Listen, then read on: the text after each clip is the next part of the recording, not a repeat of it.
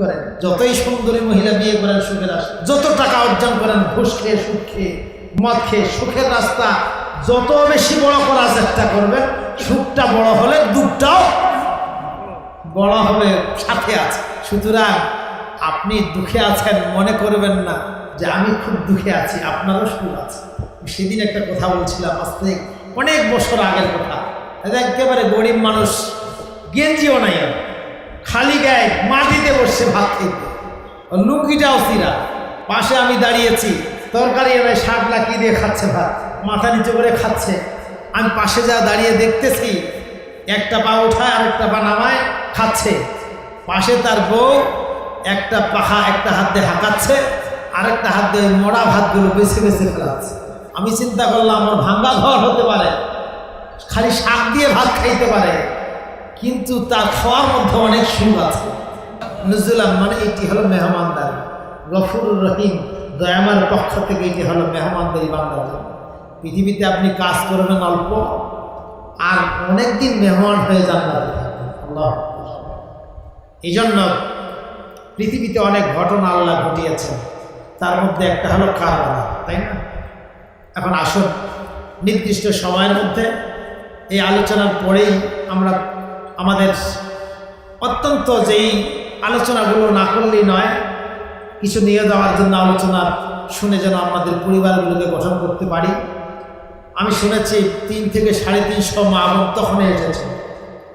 মা বোনদের আলোচনা খুব বেশি দরকার, যেহেতু ওনারাই দেশের সরকার, ঠিক না? এই জন্য তাদের কিছু আলোচনা করবো ইনশাল্লাহ।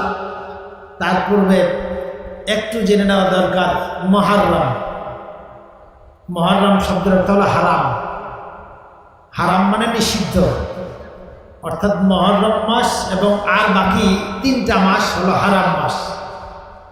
এই হারাম মাসে আইয়ামে জাহিলিয়াত যুগেও মারামারি করা নিষিদ্ধ ছিল। এই মাসে রক্ত ক্ষয়ী ঝগড়া নিষিদ্ধ ছিল। এর মধ্যে একটা মাস হলো মুহররম মাস। এই মাসটি হলো ইসলামী নববর্ষের প্রথম মাস। এটিকে আমরা হিজরি নববর্ষের প্রথম মাস বলে থাকি। এই হিজরি সালটা তৈরি হয়েছে হযরত ওমর ফারুক রাদিয়াল্লাহু তাআলা আনহুর সময়। আবু মুসা আশআরী রাদিয়াল্লাহু তাআলা আনহু তিনি চিঠি লিখেছিলেন যে আমাদের মুসলমানদের একটি কালচার থাকা দরকার, একটি হিজরি সাল হওয়া দরকার।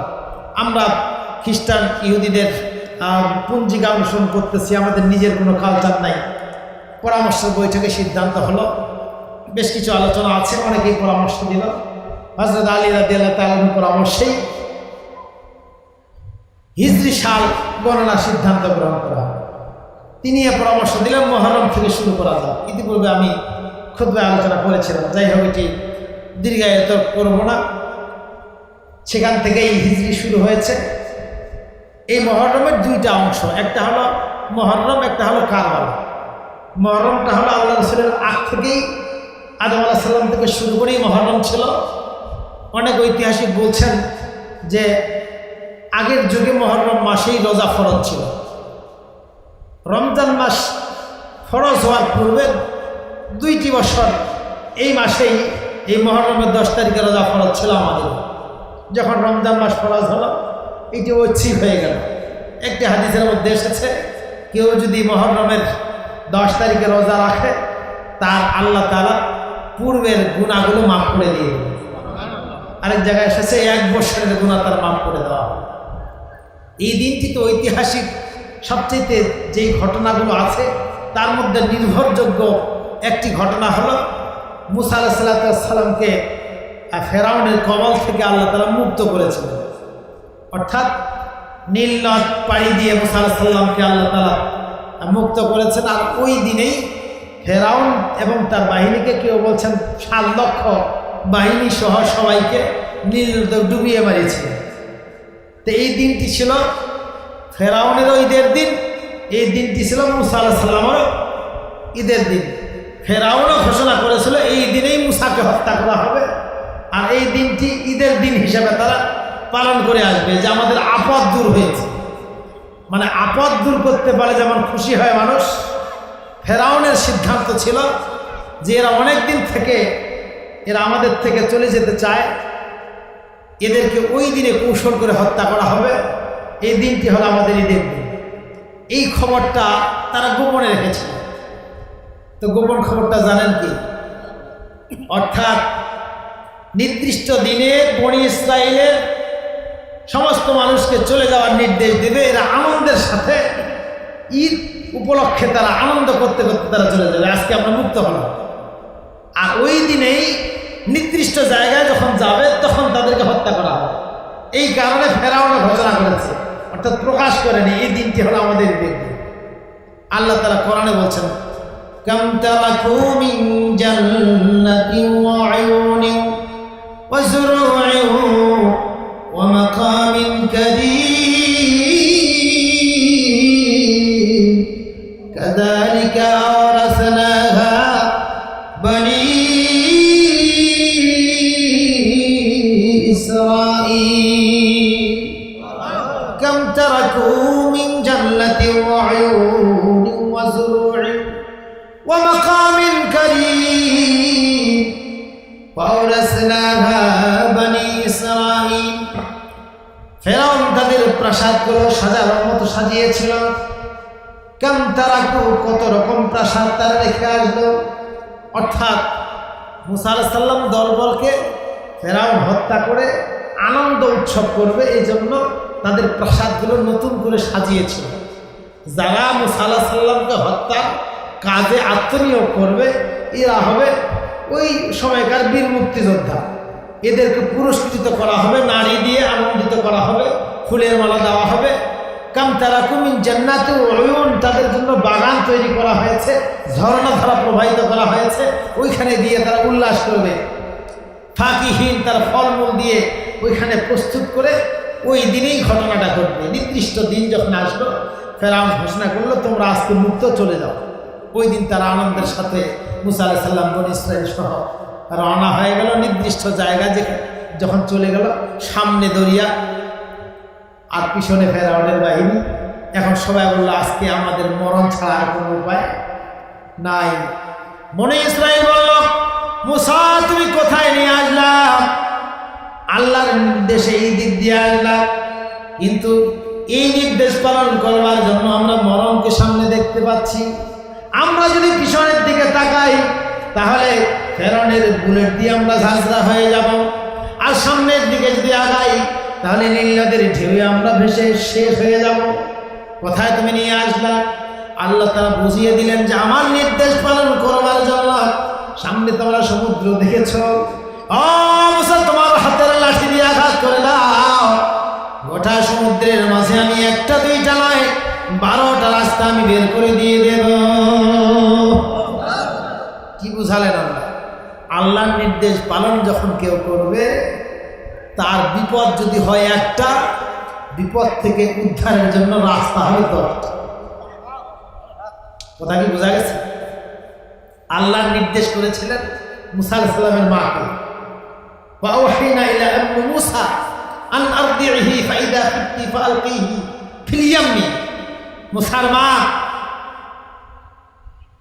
চতুর্দিকে ফেরাউনের সৈন্যরা ঘুরে বেড়াচ্ছে, কোন মায়ের সন্তান কাঁদতেছে, অর্থাৎ সন্তান বাইরে হত্যা করে, কাউকে জবাব দিতে হবে না, এমন প্রতাপশালী ক্ষমতা ধর। তা নতুন সন্তান জন্ম হয়েছে, হয়তো কাঁদবেই। মুসা আলাইহিস সালামের মা সন্তানের মুখ চেপে ধরতেছে, কিন্তু কান্না থামে না। তা সন্তানের মুখ চেপে ধরলে নবজাতক সন্তান এটা তো মারা যাবে। শেষ পর্যন্ত নিজের কান্নাটা বন্ধ করবার জন্য হাত চেপে ধরেছে। হাত দিয়েও মুখটাকে থামানো যায় না, শব্দ আসতেছে রাগ দিয়ে। কারণ কান্না যখন বেশি আসে তখন নীরব থাকা সম্ভব নয়। কারণ আমার সামনে আমার সন্তানকে এখন টুকরা টুকরা করবে, এই দৃশ্য একজন মা কেমনে দেখবে? তাফসীরে এসেছে তিনি তার মুখটা মাটিতে চেপে ধরেছেন, উপর হয়ে চেপে ধরেছেন যে মুখের আওয়াজটা দিলে বের না হয়। আল্লাহ তাআলা ওহী করলেন, জানিয়ে দিলেন তার মনের মধ্যে, উম্মি মুসা আরদিহি ফাইদা খিফতি আলাইহি ফালকিহি ফিল ইয়ামি ওয়ালা তাখাফি ওয়ালা তাহজানি আরদি ইলাইহি। ও মুসলমান, চিন্তা করো না, তোমার সন্তানকে তুমি বাক্সে ভরে দরিয়া ফেলে দিয়ে দাও, আবার তোমাকে আমি তার কাছে ফিরিয়ে দিয়ে দিব। এটা মা কি বিশ্বাস করে? দরিয়া ফেলে দিতে আবার ফেরত নির্দেশটা কার? আল্লাহর নির্দেশ মতো সে যখন ফেলে দিয়ে দিল, মহান আল্লাহ রাব্বুল আলামিন, ঘটনা তো সবাই জানেন, সন্তান ভাসতে ভাসতে ফেরাউনের যেখানে গোসল করে তার স্ত্রী সেই জায়গায় চলে গেল। তার স্ত্রী খুলে দেখল চাঁদের মতো সুন্দর সন্তান। বাড়িতে নিয়ে গিয়ে বলছে, ফেরাউন দেখো আমাদের তো সন্তান নাই, আমার মনে হয় এই সন্তানটা আমরা উপহার পেয়েছি, এটিকে আমরা লালন পালন করতে পারি।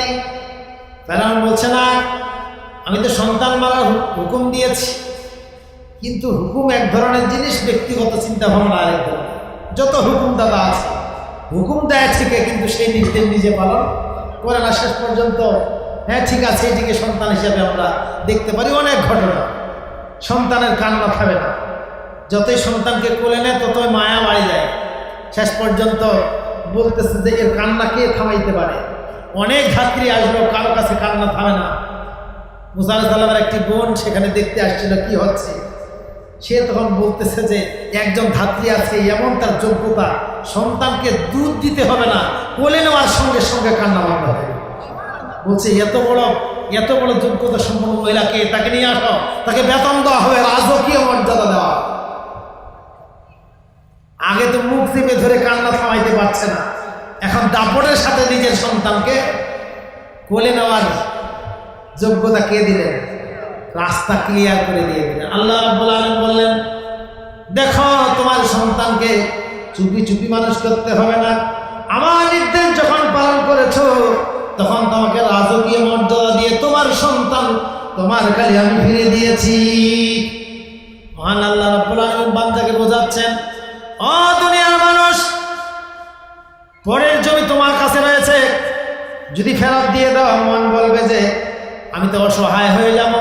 না, তোমার রব নির্দেশ করেছেন তুমি দিয়ে দাও, তোমার রাস্তা বন্ধ হবে না, রাস্তা তোমার অনেকগুলো আল্লাহ খুলে দিয়ে দেবে।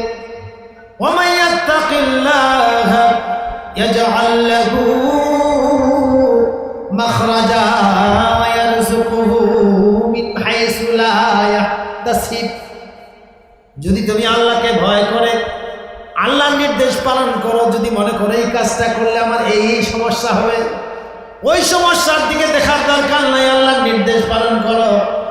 একটা সমস্যা আসলে 10টা সমস্যার সমাধান মহান আল্লাহ রাব্বুল আলামিন দিয়ে দেবেন।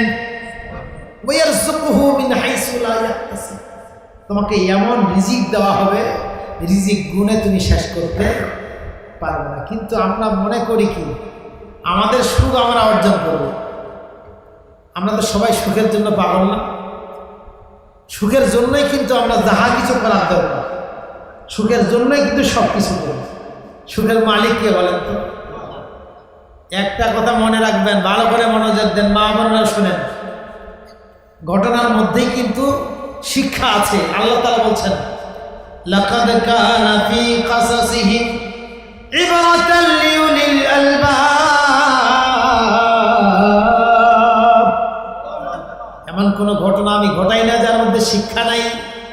তার মধ্যে এই ফেরাউনের ঘটনা থেকে আমাদের জীবনটাকে আমরা সাজাতে পারি। এখান থেকে আমরা শুনে যেটা বেঠিক এখান থেকে সরে আসতে পারি, ফেরাউনের দিক থেকে সরে এসে মুসার দিকে আসতে পারি। ঠিক না? না হয় ওই ফেরাউন যে ঈদের দিন ধার্য করলো, ঈদের দিনেই তার সুহানি খেয়ে মরণ হলো। ঠিক না? আর যেই দিনে মুসা আলাইহিস সালামের সঙ্গীরা মনে করেছিল আজকে আল্লাহর নির্দেশ পালন করবার জন্য আমাদের মরণ, কিন্তু সেই দিনেই ওই সমুদ্রের মধ্যে আল্লাহ রাস্তা করে দিয়ে। তাহলে আমরা সবাই সুখ চাইতো নাকি? আল্লাহ তাআলা কি বলছেন? ফাইন্না মাআল উসরি ইউসরা, ইন্না মাআল উসরি ইউসরা। আল্লাহু আকবার। সবাই একটা কথা জানেন তো বোধহয়, সুখের পরে দুঃখ, দুঃখের পরে আরেকবার বলেন সুখের পরে। এটা কোরআনের আয়াত নাকি? কোরআনের আয়াত। আল্লাহ ওই জায়গায় ফাইন্না মাআল উসরি ইউসরা, তো এখানে পরে শব্দটা নাই। আমরা বলি সুখের পরে দুঃখ, দুঃখের পরে সুখ।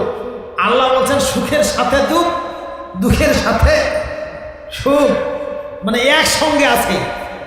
যদি সুখ বেশি আপনি অর্জনের জন্য বেশি তাড়িত হন, মনে রাখবেন ওই সুখের সঙ্গে দুঃখ আপনার আসতেছে। যত বড় বিল্ডিং করেন, যতই সুন্দরী মহিলা বিয়ে করেন সুখের আসে, যত টাকা অর্জন করেন ঘুষ খেয়ে সুখ খেয়ে মদ খেয়ে, সুখের রাস্তা যত বেশি বড় করার চেষ্টা করবেন, সুখটা বড় হলে দুঃখটাও বড় হবে, সাথে আছে। সুতরাং আপনি দুঃখে আছেন মনে করবেন না যে আমি খুব দুঃখে আছি, আপনারও সুখ আছে। সেদিন একটা কথা বলছিলাম, আজ থেকে অনেক বছর আগের কথা। একেবারে গরিব মানুষ, গেঞ্জিও নাই, খালি গায়ে মাটিতে বসছে ভাত খেতে, লুঙ্গিটাও চিরা।